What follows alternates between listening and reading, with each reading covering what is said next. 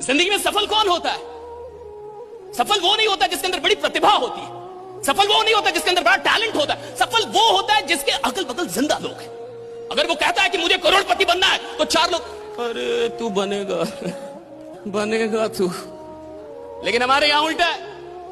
आप बड़ी बात कीजिए कि मैं करोड़पति बनूंगा, अगल बगल कहां जाना, घर के लोग, क्या बनेगा क्या? आपको पता है, इंसान बड़ा नहीं बनता साहब। इंसान की सराउंडिंग, इंसान के अगल बगल के लोग उसको बड़ा बना देते हैं। जिसके पास चार ऐसे लोग हैं ना जो आपकी हर बात में हाँ मिलाएं कि कुछ बड़ा करेंगे, हाँ सर करेंगे, कुछ बड़ा करें, हाँ सर करेंगे। अरे आज से 1.5 महीने पहले हम लोगों ने कहा था कि बापू सभागार बुक कर देंगे। अरे देखो कितने लोग हैं, मायने नहीं रखता। इस हॉल को भरने की औकात 1 साल के अंदर आपके अंदर है, ये बड़ी बात है।